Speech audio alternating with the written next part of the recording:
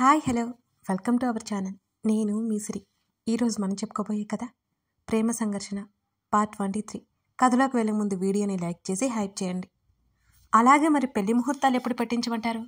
వాడు వెళ్ళి 4 రోజులైపోయింది అని రేవంత్ కృష్ణ అన్నాడు.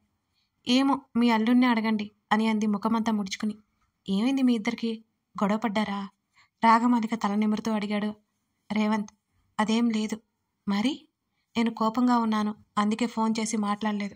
ప్రద్యు కూడా ఫోన్ చేయలేదు అని రాగమాలిక చెప్పింది. ఆమె ముఖం కందగడ్డలా ఎర్రగా మారిపోయింది. అవునా? అయితే చాలా పొరపాటు చేశాడే వాడు. అవును నాన్న, అందుకే నేను కోపంగా ఉన్నాను. వస్తున్నాడట రేపు, నువ్వు ఇలాగే ఉండు. ప్రద్యు వస్తున్నాడా? ఆమె ముఖం సంతోషంతో వెలిగిపోయింది ఒక్కసారిగా. అవును అన్నాడు చిరునవ్వు. అంతలోనే తేరుకుని, వస్తే రానివ్వండి, నాకేం, నేనేం మాట్లాడను అసలు అని అంది రాగమాలిక. లోపల ఆతృతగా ఉంది ఆమెకి, రాగమాలికకి ఎప్పుడెప్పుడు నందుని చూస్తుందో అని. ఇందాకటి నా ప్రశ్నకు జవాబు చెప్పలేదు నువ్వు. ఏమిటి నాన్నది? పెళ్ళయ్యాక ఎక్కడ ఉంటారు మీరు అని అడిగాడు రేవంత్. సమాధానం లేదు ఆమె నుంచి. ఇన్ని సంవత్సరాలు దూరంగా ఉన్న తండ్రికి ఇంకా దూరంగా వెళ్ళాలి అనుకోవట్లేదు. అలాగని నందును వదులుకొని కూడా లేదు. అతను తన జీవితం. రాగా, ఈ విషయం పూర్తిగా మీ ఇష్టం. మీ భవిష్యత్తు కూడా మాకు ముఖ్యమే. కాబట్టి మీరిద్దరూ మీ భవిష్యత్తు కోసం ఆలోచించండి. అలాగే నిర్ణయం తీసుకోండి. మీరు ఎక్కడున్నా మాకు సంతోషమే. మీ సంతోషమే చాలు మాకు.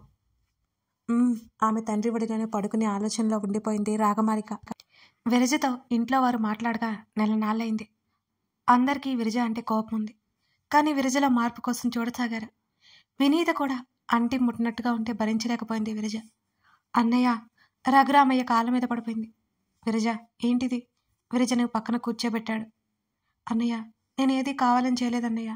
తెలియని తనంతో, అజ్ఞానంతో నా కళ్ళు మూసుకుపోయాయి. ఏది మంచో ఏది చెడో తెలిసి తెలియకుండా ఏదో చేశాను. దాని ఫలితమే నా బిడ్డ పోయింది. అపం శుభం తెలియని చంద్రిక దూరంగా వెళ్ళిపోయింది. ఇప్పుడు క్షమాపణ అడిగిన నా పాపానికి ప్రాయశ్చిత్తం ఉండదు. అసలు మనశ్శాంతి లేదన్నయ్య. ఇలా ఒంటరిగా ఉంటే శ్మశానంలో ఉన్నట్టుగా ఉంది. నన్ను క్షమించన్నయ్య, నన్ను క్షమించు. విరజ పోరున విలపించింది. నేను కాదు నిన్ను క్షమించాల్సింది, కృష్ణబాబు అని గంభీరంగా చెప్పాడు రఘురామయ్య. రేవంత్ కృష్ణని చూసింది విరజ. ఇప్పటికైనా నువ్వు మారావు, అది చాలు, ఇక వదిలే అత్తయ్య అని గంభీరంగా అన్నాడు. అతడి మాట మరింత గంభీరంగా ఉంది. చీర కొంగుతో కళ్ళు ఒత్తుకుంటూ తల ఊపింది విరజ. దూరంగా నిలబడి చూస్తున్న వినీతని పిలిచాడు రేవంత్ కృష్ణ. కంగారుగా అడుగులు వేసింది. వినీతకి రేవంత్ కృష్ణతో అంత చనువు, దగ్గరతనం లేవు. తన నానమ్మ ఇంట్లో అందరూ వినీతని బాధ పెట్టిన వాళ్ళే. పెద్దలంటే భయపడి ఒక్క విరజతో తప్ప ఎవరితో మాట్లాడేది కాదు. చిన్నప్పుడు ఇక్కడికి వచ్చాక కూడా ఆమెకు అదే అలవాటైంది. ఎప్పుడన్నా జానకమ్మతో మాత్రమే మాట్లాడేది. రేవంత్ కృష్ణతో అయితే అస్సలు మాట్లాడేది కాదు. కృష్ణ కూడా చంద్రిక ధ్యాసలో ఉండి ఎవరిని పట్టించుకోలేదని అప్పుడెప్పుడు మధ్యలో వినీతకి అవసరాలు చూసేవాడు. చేతిని పట్టుకుని పక్కన కూర్చోబెట్టుకున్నాడు. భయంగా అతని వంక చూసింది వినీత. మరోవైపు రాగమాలిక ఉంది. ఎందుకు తల్లి కంగారు పడుతున్నావు అని అడిగాడు వినీతని చూస్తూ. ఏం లేదు పెదనాన్న, ఆమె చిన్నగా చెప్పింది. రాగ ఎంతో నువ్వు అంతే నాకు, భయపడకు అతను చిరునవ్వుతో చెప్పడం. వినీత సంతోషపడిపోయింది. అలాగే అన్నట్టు తల ఊపింది. రాగకి పెళ్ళైపోతుంది, మరి నీకు కూడా చేయడం మా బాధ్యత కదా అని అన్నాడు రేవంత్ కృష్ణ. ఏమీ మాట్లాడలేకపోతుంది వినీత. అజయ్ గురించి ఎలా చెప్పాలో తెలియడం లేదు తనకి. తన చదువు కూడా అయిపోయింది. అజయ్కి ఉద్యోగం కూడా వచ్చింది. కానీ వాళ్ళు ఆస్తిపాస్తులున్న వాళ్ళు కాదు. ఎక్కడా వంకపెట్టడానికి ఇంకే అవకాశం లేదు. ఏమైంది తల్లి, నీ మనసులో ఎవరైనా ఉన్నారా? ఉంటే నిరభ్యంతరంగా చెప్పు అని రేవంత్ కృష్ణ అన్నాడు. తన అమ్మమ్మ వైపు భయంగా చూసింది. మౌనంగా చూస్తుంది విరజ. వినీత మనసులో నందు మీద ఆశలు రేకెత్తించింది తనే. ఇప్పుడు నందుకి రాగమాలికకి పెళ్లి జరగబోతుంది.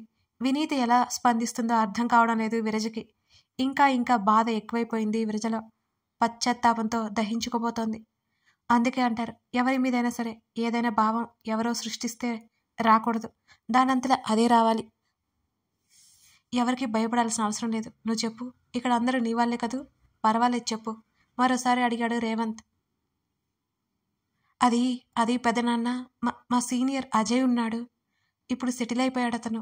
మన ఫ్యామిలీకి తగ్గ ఫ్యామిలీనే వాళ్ళది కూడా. చాలా మంచివాడు, పెళ్లి చేసుకుందాం అన్నాడు. వాళ్ళ ఇంట్లో ఎప్పుడో ఒప్పేసుకున్నారు. నా వైపు సమాధానం త్వరగా చెప్పమన్నాడు అని తలదించుకొని టకటకా చెప్పేసింది తడబడుతూనే వినీత. నీకు ఇష్టమైన అతనంటే అని అడిగాడు.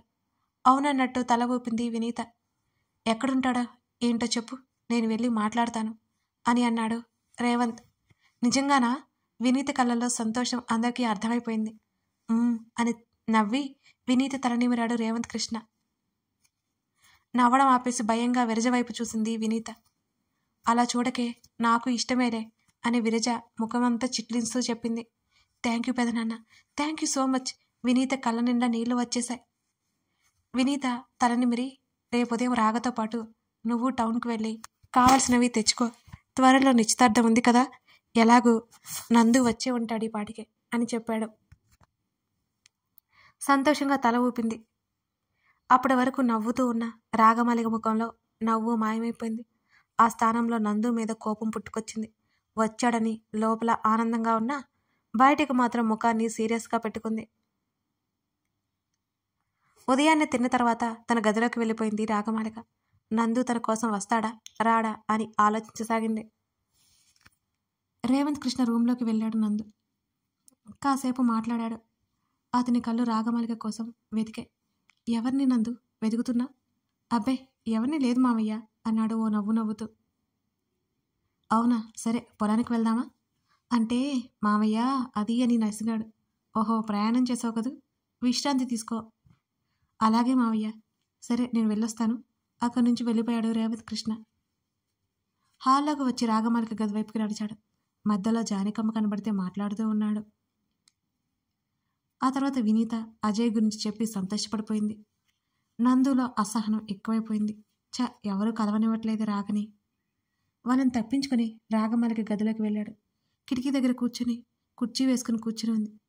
2 చేతులు మడిచి ఒకదాని మీద మరొకటి పెట్టి వాటి మీద చుబుకమానించి శరీరాన్ని విల్లులా వంచి కిటికీల నుంచి బయటకు చూస్తోంది. అసలే పరికిని ఓనిలో ఉంది. గాలికి రెపరెపలాడుతూ ఉన్న ఓని చాటు నుంచి దోబూచిలాడుతున్న నెలవంక ఆకారంలో ఉన్న ఆమె నడుము వంపులు చూస్తూ చూపు తిప్పుకొనివ్వట్లేదు అతన్ని. బొమ్మలా నిలబడి అద్భుతాన్ని చూసినట్టు ఆమె నడుము వంపులను కళ్ళతోనే కొలవసాగాడు నందు. ఏదో దీర్ఘమైన ఆలోచనలో ఉంది రాగమాలిక. నందు వచ్చింది కూడా ఆమె పట్టించుకోలేదు. అతని అడుగులు ఆమెను అందుకోవాలని ఆరాటపడుతున్నాయి. ఆమెకి అత్యంత చేరువలోకి వెళ్ళిపోయాడు నందు. రాగమ్మ సుక్కు అరుపులకు తేరుకొని ఆమెను స్పర్శించాలి అని ఆతృతగా ఉన్న తన చేతిని వెనక్కి తీసుకున్నాడు. తల తిప్పి చూసిన రాగకి అతి చేరువలో కనిపించాడు నందు. నందుని చూసి రాగమాలిక కళ్ళలో సన్నటి మెరుపు. రా సుక్కు అని రాగమాలిక పిలవగానే కాఫీ గ్లాసులతో లోపలికొచ్చింది సుక్కు. రాగమాలిక చూపులు మాత్రం నందు వైపే ఉంది. తల తిప్పుకున్నాడు అతను. ఇద్దరికి కాఫీ గ్లాస్ అందించింది. అక్కడి నుంచి వెళ్ళిపోయింది. నిలబడ్డాము, కూర్చో. మరో కుర్చీని ముందుకు లాగింది తన పక్కన ఉండేలా. అందులో కూర్చున్నాడు నందు. ఇప్పుడైనా రావడం? కాఫీ తాగుతూనే అడిగింది. గంటైంది అన్నాడు. నేనున్న గదిలోకి. గతుక్కుమని లేదు లేదు ఇప్పుడే అన్నాడు కంగారుగా. ఓహో, వస్తూనే నవ్వుని ఆపుకుంది. రాగమాలిక నెల రోజుల్లోనే చాలా మారిపోయినట్టు అనిపించింది నందుకి. ఇంతకు ముందు కంటే చాలా కలగా ఉంది ఆమె మొహం. బహుశా అది ఆమె సంతోషం తాలూకా కల కావచ్చు. రాగా, నీతో ముఖ్యమైన విషయం మాట్లాడాలి అని నందు అన్నాడు. ఏంటది? సూటిగా అతన్నే చూస్తోంది రాగా. ఆమె చూపులకు తడబడ్డాడు. నువ్వలా చూడుకు అని అన్నాడు ముఖం తిప్పుకుంటూ. ఎలా చూశాను? చూస్తే ఏమైంది? కావాలని అలా చూస్తున్నావు. నేను డిస్టర్బ్ అవుతున్నాను అని అన్నాడు నందు. ఎప్పట్లాగే చూశాను. నీకెందుకు అలా అనిపిస్తుందో మరి అని అంది రాగా. లేదు, ఇవాళ నీ చూపులు చాలా తేడాగా ఉన్నాయి అన్నాడు. అప్పటికే ఆమెను సరిగ్గా చూడలేదు అతను. అవునా, ఎలా చూశాను మరి? మృదుత్వాన్ని గొంతులో నింపుకొని అడిగింది రాగా. ఆమె గొంతులో మాధుర్యం అతని చెవిని తాకి అప్రయత్నంగా అతని చూపులు ఆమె కళ్ళల్లో చిక్కుకున్నాయి. విచ్చుకున్న ఆమె పెదవులు ఆమె కళ్ళల్లో తెలియని భావం కదలాడుతుంటే ఆ భావాన్ని చదవాలని ప్రయత్నం చేశాడు నందు. అతని మనసు ఒకటి చెప్తే అతని మెదడు మరొకటి చెబుతోంది. రాగా, మావయ్య కోసం నీకు ఇష్టం లేకుండా నన్ను పెళ్లి చేసుకునే అవసరం లేదు అని అన్నాడు హఠాత్తుగా నందు. విచ్చుకున్న ఆమె పెదవులు నెమ్మదిగా ముడుచుకున్నాయి. చిన్నవైపోయి నవ్వుతున్న ఆమె కళ్ళు కాస్త ఎక్కువ పరిమాణాన్ని సంతరించుకున్నాయి. మొత్తంగా ఆమె ముఖంలో ఆందోళన ఛాయలు తలుక్కుమన్నాయి. వెంటనే తేరుకొని నీకెందుకలా అనిపించింది అని అడిగింది సూటిగా అతన్నే చూస్తూ. మొన్నటి వరకు ప్రేమ అంటే ఇష్టం లేదు నీకు, ఆ పదం అంటేనే నీకు అసహ్యం. మరి ఇప్పుడు హఠాత్తుగా నాతో పెళ్ళి అంటే నేను ఇష్టం అంటే ఎలా నమ్ముతాననుకున్నావు అని అడిగాడు నందు. నోటితో చెప్పిందే నమ్ముతావా? నా కళ్ళలో తెలియట్లేదా? ఆమె ప్రశ్నించింది. ఇంతవరకు నీ కళ్ళలో కనబడితే నిజమనుకుని పొరపాటుపడి నువ్వు చిరాకు పడుతున్నా వెంటపడి విసిగించాను. ఇప్పుడు నేను నిజమేంటో తెలుసుకుని నీకు దూరంగా ఉండాలి అనుకుంటుంటే, మళ్ళీ ప్రేమ ఉంది పెళ్లి చేసుకుందామని నువ్వు అంటుంటే ఎలా రాగా? ఇప్పటికే నిన్ను చాలా ఇబ్బంది పెట్టానని నేను బాధపడుతుంటే నిన్ను పెళ్లి చేసుకునే జీవితంతో నిన్ను ఇబ్బంది పెట్టలేను. నువ్వు మావయ్య కోసం ఒప్పుకోవాల్సిన అవసరం అస్సలేదు అని అన్నాడు అసహనంగా. అవునా సరే, వెళ్ళి నువ్వే నాన్నతో చెప్పు ఈ పెళ్లి వద్దు అని ముఖాన్ని పక్కకు పెట్టుకుంది రాగమాలిక. అమావాస్య చంద్రుడిలా చిన్నబోయింది రాగమాలిక ముఖం. తన గది కిటికీల నుంచి చీకటిని చూస్తుంది. నందు వాళ్ళింటి ఆవరణలో తిరుగుతూ కనిపించాడు. అతను ఆమెను చూశాడు. ఇద్దరు ఒకరినొకరు చూసుకున్నారు. పక్కన ఏవో మాటలు వినిపిస్తుంటే తల తిప్పింది రాగమాలిక. రేవంత్ కృష్ణ ఇంటి ప్రహరీ గోడ దగ్గర లోపలి పక్క ఇద్దరు మనుషులు కనిపించారు. నందు కూడా వాళ్ళ మాటలు వినిపించి ఏమైందో అని గోడ దగ్గరికి వచ్చాడు. మావా, ఏందిది, వదులు అందామె. వదల్లే అని ఇంకాస్త గాఢంగా ఆమెను పెనవేసుకున్నాడు అతను. వాళ్ళ మాటలను బట్టి సూరి సుక్కు అని అర్థమైంది ఇద్దరికి. ఒకసారి రాగమాలిక నందు ఒకరినొకరు దూరం నుంచి చూసుకున్నారు. రాగమాలికకి చీకట్లో వాళ్ళ నీడలు కనిపిస్తున్నాయి. నందుకి కేవలం వారి మాటలు మాత్రమే వినిపిస్తున్నాయి. మావా, ఎవరైనా వస్తారు, వదులు మావా. ఎన్నాళ్ళైంది నిన్నెట్టా పట్టుకుని ఆశాంతం కావలించుకుని సుక్కుని ఉక్కిరి బిక్కిరి చేయసాగాడు సూరి. మావా, ఊపిరి ఆడట్లే తన్మయత్వం చెంది చెప్పింది సుక్కు. నాకు కూడా ఆడట్లేదే సుక్కు. ఆమె అతరాలను అందుకున్నాడు సూరి. వెంటనే అక్కడి నుంచి పక్కకు తప్పుకుంది రాగమాలిక. నందు లోపలికి వెళ్ళిపోయాడు.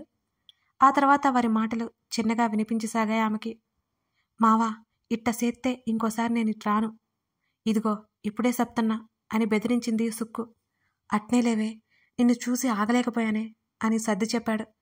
ఈ ఒక్క మారే తొందరగా మనవాడదామే సుక్కు, మీ అయ్యతో చెప్తాను. మా అక్కదైనాకే అని మా అయ్య చెప్పినాడు కదేటి. నా వల్ల కాదే, పానం ఊరుకోవట్లేదే. నేను చెప్తాను మామతో.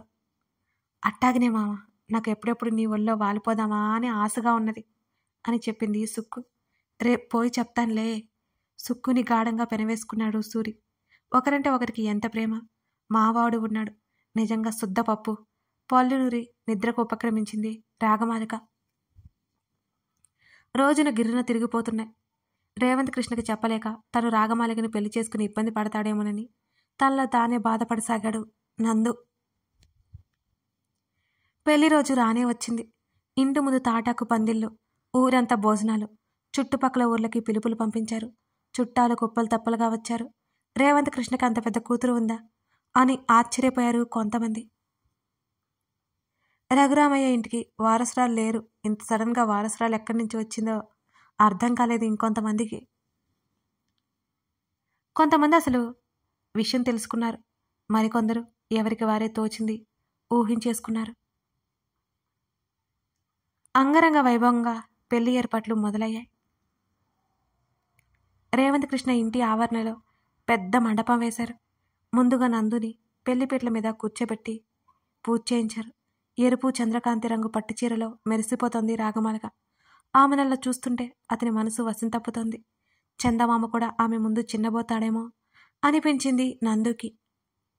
పీటల మీద ఉన్న జంట అందరికీ కన్నుల పంటగా అనిపించింది. ఇద్దరు సరిజోడు, ఎవరికెవరూ తీసిపోనట్టుగా ఉన్నారు.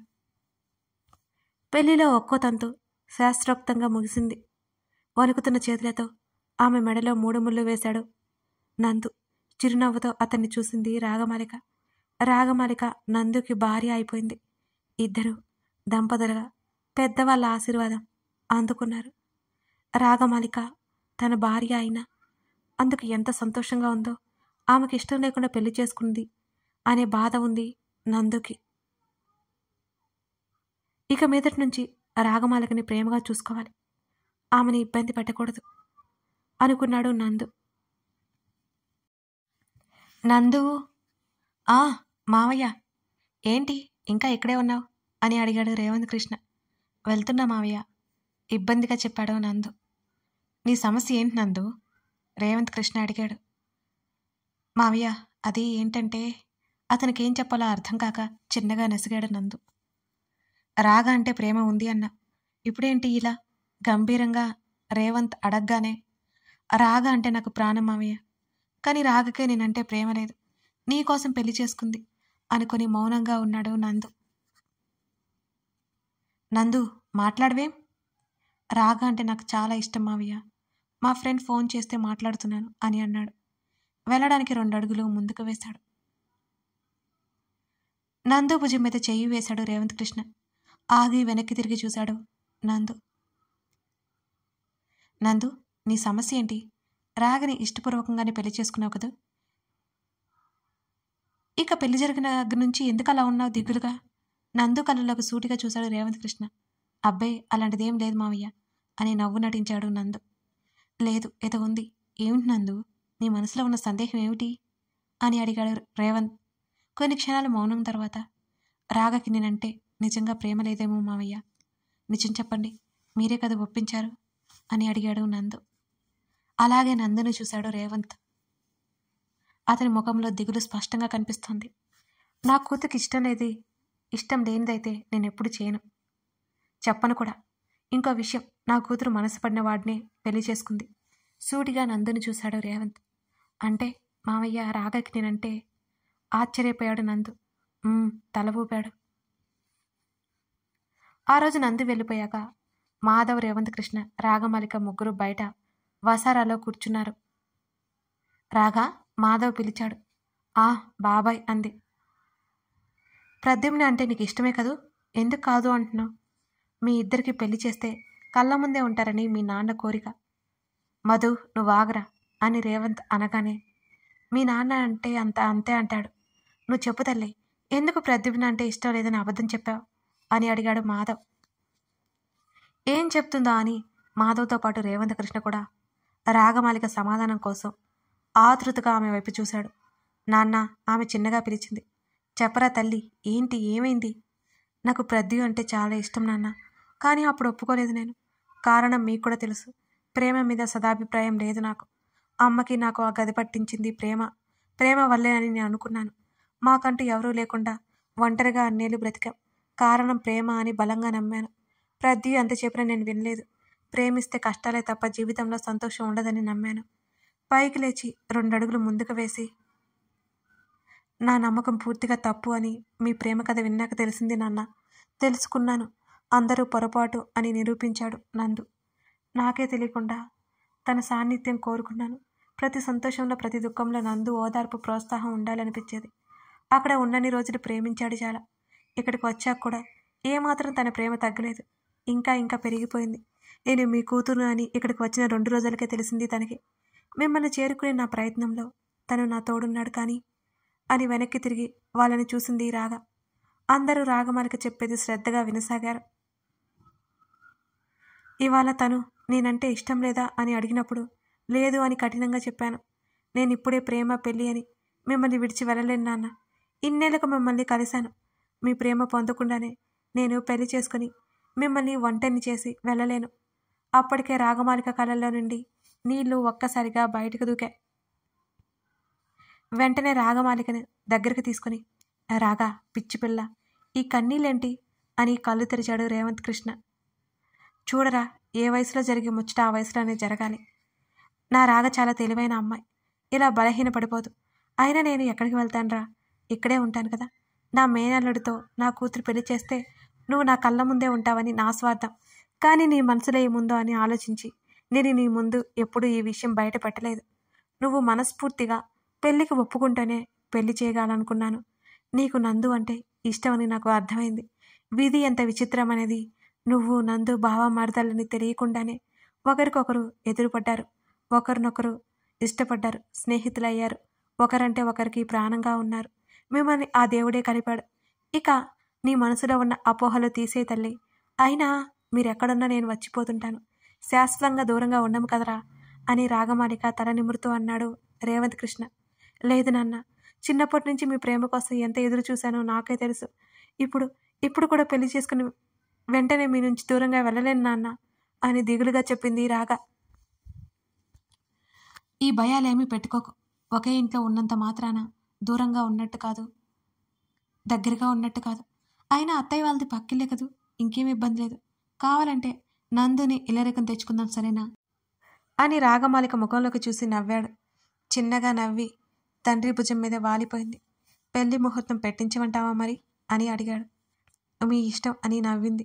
సరే, ఇంట్లో అందరితో మాట్లాడాలి. నాన్న హఠాత్తుగా తలెత్తి కృష్ణని చూసింది. ఏమైంది తల్లి? ప్రద్యు నా మీద కోపంగా ఉంటాడు కదా, ఇది మాత్రం నిజం అని అంది కంగారుగా. నేనున్నానుగా, నేను చూసుకుంటానులే, పెళ్లి చూపుల ఏర్పాట్లు చేద్దాం అని నవ్వాడు రేవంత్ కృష్ణ. కృష్ణతో చెప్పి నా మనసులో ఉన్న ప్రేమ నీకు చెప్పేస్తాను ప్రద్యు అని అనుకుంది రాగమాలిక.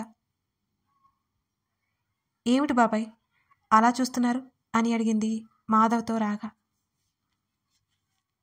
చాలా పెద్దదానివి అయిపోయావు రాగా, నిన్నగాక మొన్న పుట్టినట్టు అనిపిస్తున్నావు నువ్వు అని ఆప్యాయంగా రాగమాలిక తల నిమిరాడు మాధవ్. రాగమాలిక బాల్యాన్ని చూసే అదృష్టం లేనందుకు కొంచెం బాధ కలిగింది రేవంత్ కృష్ణకి. మాధవ్ మాటలకి చిన్నగా నవ్వి ఆమె తలదించుకొని ఆలోచించసాగింది. రేవంత్ కృష్ణ చెప్పిందంతా విన్న తర్వాత, థ్యాంక్ యూ మామయ్య, థ్యాంక్ యూ సో మచ్, నాలో ఉన్న అపోహని తొలగించావు అని కృష్ణని హత్తుకున్నాడు నందు. ఆ సమయంలో అతని ఆనందం పట్టలేకపోతున్నాడు. తన ప్రాణానికి ప్రాణమైన ఆమెకు తనంటే ఎంత ప్రాణమో అని తెలిసాక అతని సంతోషం 10 రెట్లు పెరిగిపోయింది. రేవంత్ కృష్ణ చిన్నగా నవ్వి నందు భుజం తట్టి వెళ్ళిపోయాడు. తన ప్రియసకైన తన పత్ని కోసం బయలుదేరాడు ప్రద్యుమ్న నంద. కథ కొనసాగుతుంది. ఇంకో ఎపిసోడ్ మాత్రమే ఉందండి. ఫైనల్ ఎపిసోడ్ రేపటి వస్తుంది. మీకు ఈ కథ ఎలా ఉందో చివరికి వచ్చేసింది కదా, తప్పకుండా ప్రతి ఒక్కరూ మీ అభిప్రాయాన్ని తెలపడానికి ప్రయత్నం చేయండి. ఒక లైక్ చేసి ఒక కామెంట్ పెడితే ఈ కథ కోసం రాసినందుకు, మీ దగ్గరికి తీసుకొచ్చినందుకు నా శ్రమ అంతా మీ కామెంట్స్ లైక్స్లోనే మాయమైపోతుంది. మర్చిపోకండి ఫ్రెండ్స్. Thank you.